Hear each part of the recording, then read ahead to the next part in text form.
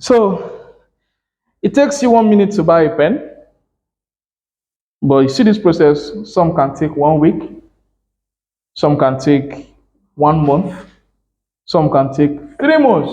You're on it. And that is why some of the things that you chip in has a way of making it faster. Things like urgency, price increase, this, that, and all of that. Hi, everybody. So it is day 2 of our 7-figure Realtor Executive Masterclass. And again, today has been explosive. Yesterday was mind blowing. Today has been really explosive. And we have one of us who will be giving us a bit of what he has learned today and some form of feedback. So over to you, Dr. Chief Yai. All right, thank you. Today has really been interesting and wonderful. Basically, what we looked at is marketing. What is marketing? And I got to know that marketing is an activity of promoting, creating interest, and creating awareness. And basically, we have 4 elements of marketing. If you are doing marketing, there must be an activity attached to it. That means there must be an action you are taking. So it is not a passive thing. You have to be deliberate about it. Secondly, when you are doing marketing, you must. If you are going to have to, you are basically going to be replicating our 3 hours to them. Oh. So just pick the points. We need to educate them. Oh. You understand? Let them come to the class. So we have 2 types of marketing. It could be online and offline. Then we also looked at the MSM principle, marketing, sales, and money. And I think I love that part so much because if you want to make money, you have to definitely make sales. And without sales, without marketing, you will make sales. So in other words, everything begins with marketing. So if you want to definitely make money, sure, you have to market yourself, market your products, and all of that. Then another interesting thing that I love about what I learned today is that you can market rightly and also not make sales. In other words, if you market rightly and market to the wrong audience, you have no sales. And we have several formulas that my boss Billionaire gave to us. We have marketing rightly and plus the right audience equal to sales, marketing right plus wrong audience equal to no sales, marketing wrong plus right audience equal to no sales, and marketing wrong plus wrong audience equal to no sales. So sometimes you ask yourself, why is it that I'm making so much effort in marketing yet I'm not making any sales? It could be that you are missing it. So if you want to make sales, it means you have to market right and market to the right audience. Now, we also went to talk about the difference between marketing and sales. So definitely I told you about the keywords when it comes to marketing, promotion, creating awareness, and creating interest. Why for sales, it is that point at which you collect your money. So there's not too much grammar in it. So that point you get your money or collect your money from your client is what we refer to as sales. Then, in real estate, we have the sales process. It is unlike other sales or other industry where if you want to make sales, you don't really need to do a lot of things for you to make sales. For example, if you want to buy a pen, you don't need to think twice. You can do that impulsively. But in real estate, there is a lot of journey you have to take your client through for you to effectively make sales to them. For example, inquiries, the person will have to make inquiries, then background check on you. Most times people go to your Facebook handles, your various social media handles to actually check up on you to see what you are doing and how you are doing them as well. And there is a saying that says people don't just buy from you, but they buy you as well. So we have research on the realtor, we have product investigation, we have the genuineness of whatever you are saying. That is where a legal practitioner has to come in and all of that. So it is a whole lot. Then we talked about that sales is getting your leads to pay for your products.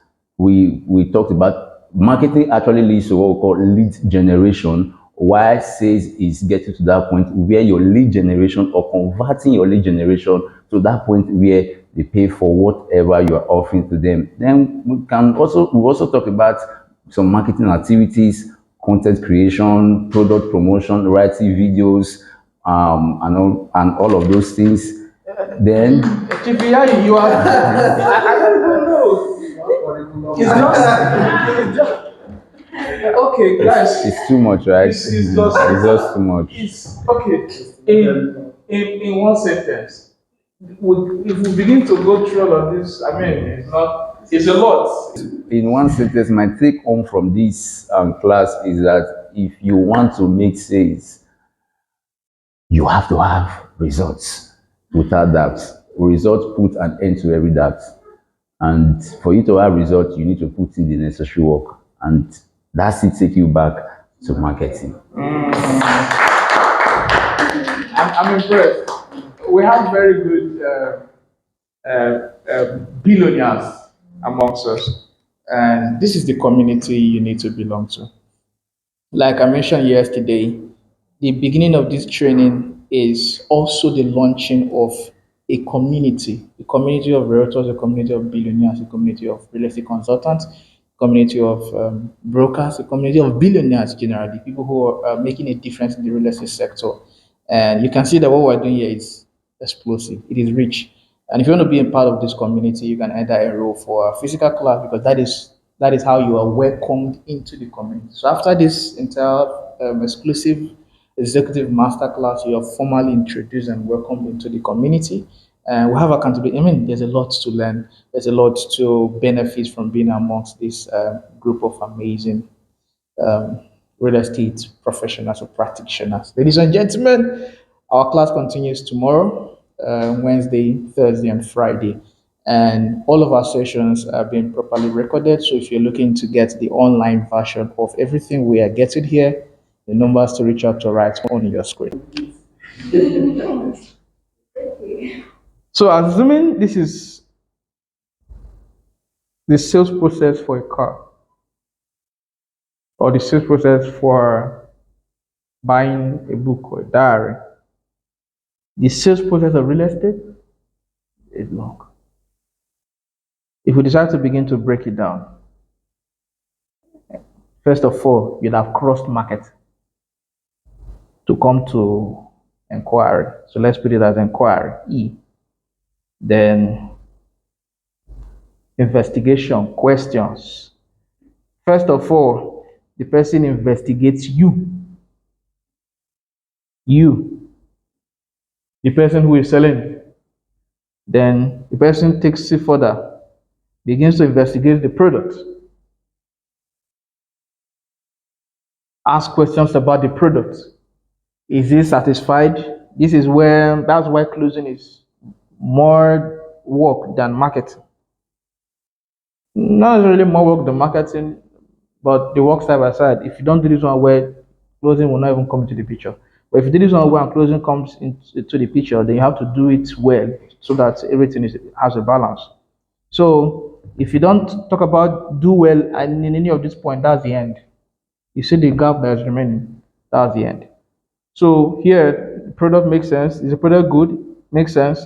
You're not fighting, you're not struggling to, and then importantly, is it what the client wants or needs? Does it fit in? Is it fit for purpose? If it's not, it ends there. If it is, we go further. What else? Is it genuine? Is it genuine? If it's not genuine, that becomes a problem. So at this point of being genuine, maybe a lawyer is not involved. So let's add L. When a lawyer is involved, for you as a realtor, the work has taken another shape. A lot is no longer on you. A lot is on whether the product is good or bad. If the product is good, you are lucky, you have you have gotten on to almost 90%. Then you come further. Payment plan. What's the process to acquiring this? How do I get my documents? How do I do this? How do I do that? That now comes in. Final stages. Now, at this point, some will now involve their parents.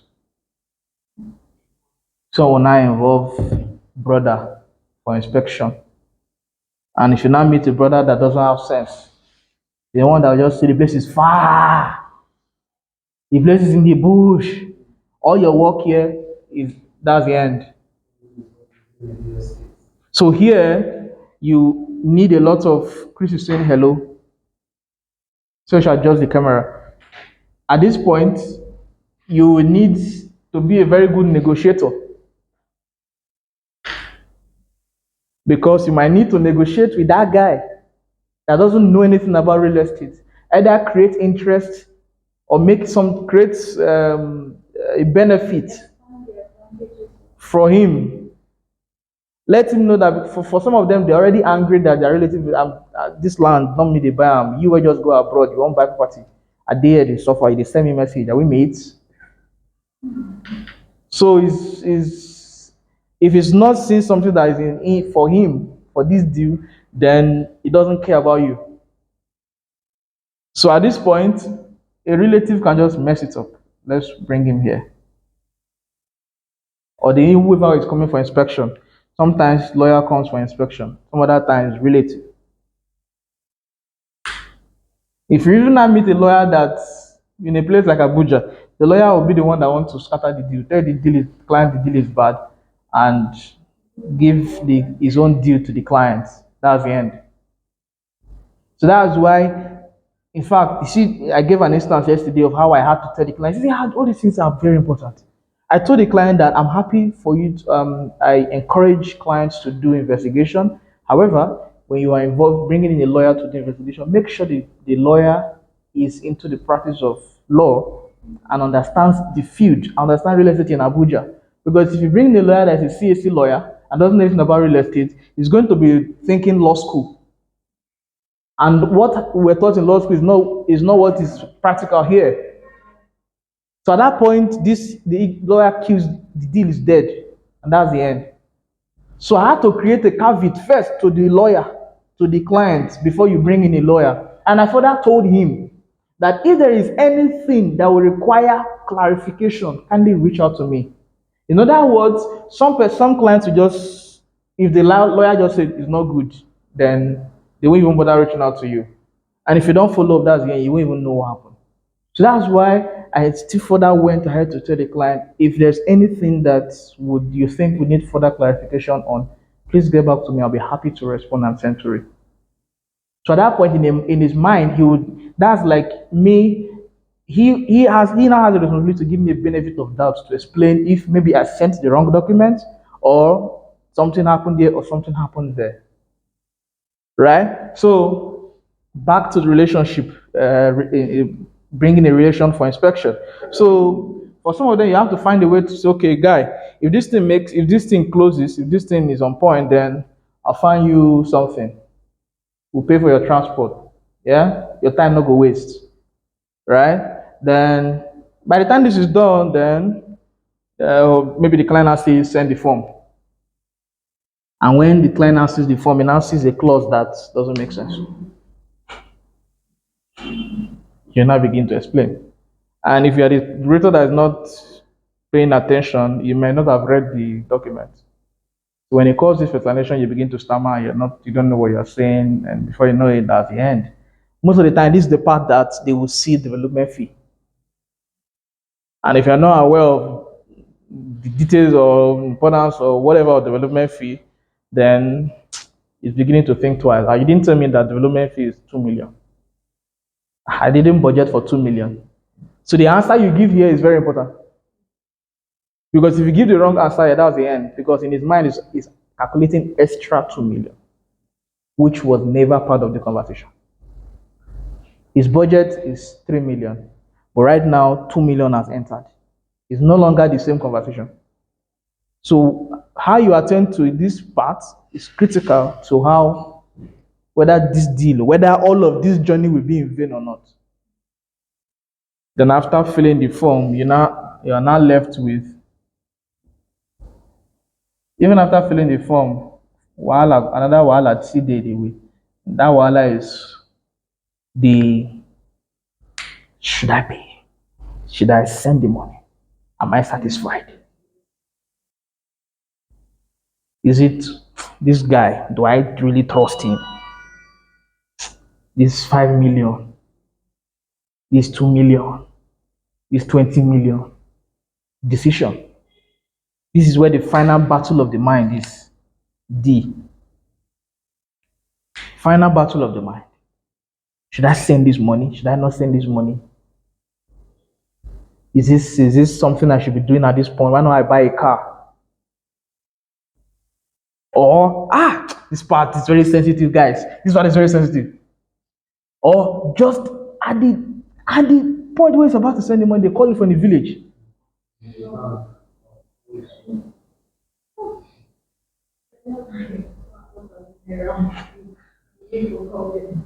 I have a client this year. He wanted to buy earlier in the year. He wanted to buy 3 plots of land, 4 million each.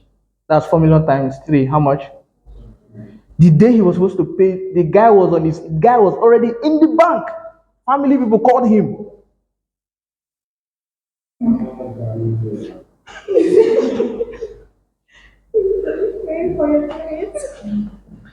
It took it, I believe there was a lot of good stuff had been done here. So we settled for 2 plots instead of so 1 plot left instead of three. In fact, we had battled. First of all, the conversation started from 3 plots. We battled back to 1 plot because of trust issues. He was not in the country. I had to speak him into 2 plots again. Then, for whatever reason, he said, "Okay, let's do three." And entering the bank at this point, after a good job has been done all through this process, this point came and family people came. Also, another thing happening, it's happening currently. I have a client who money is delaying now because of bank issue. His account is now blocked. So a lot of things happen here. You see this very you are already you just need just right there. And if you ask me, I would say this is a point where prayer makes the difference. Because anything can happen just at this very point. So you see the whole process. This is even like a straight line conversation. There are some that it has to more and more stuff will have to come in. You go back and forth. In fact, we did not even talk about there are a number of things that are missing here already in this sales process. We didn't talk about the confusion of products. Which one is he interested in? Which one is he not interested in? And that is why we have in the conversation, part of the conversation we had yesterday, you have to find a way to streamline the interest of the client so that the decision process as to product is not even a big issue. You said? Enquiries. Right? Because if that becomes a problem and you yourself, the realtor, ends up sending products that are even more confusing, at the end of the day, the guy is like, because he has to find a way to decide which one should go for. That is why another thing I like to always say is a call makes sense because in a call, there could be a quick decision about whether to do this or not to do that. In a call, you could, in between the chat you're having with the client, you can miss something that he can be chatting with you and all of a sudden YouTube sends a notification and he's off your conversation. But on a call, there is almost 100% attention, and both of you are talking in real time. So, and you have to be good with your work. You have to be good with the product. You have to be good on all fronts for you to be able to make a good call with the client and close the real estate deal, or basically close real estate. So, if you're lucky at the end of the day, alert drops, and guess what? After alert drops, that's not even the end. Management now continues. So this is where you now do, for me, my opinion, this is where a lot of work even comes in. The client's document, the client's that, the client that. This is where we decide whether you get more deals from this person or not. Not this one. This one is just. What really happens in this management? Sorry? So what really happens in this management? We'll get there. We'll get there. So it takes you 1 minute to buy a pen. But you see this process, some can take 1 week, some can take 1 month, some can take 3 months. You're on it. And that is why some of the things that you chip in has a way of making it faster. Things like urgency. price increase, this, that, and all of that, right? So this is so much. This is so powerful.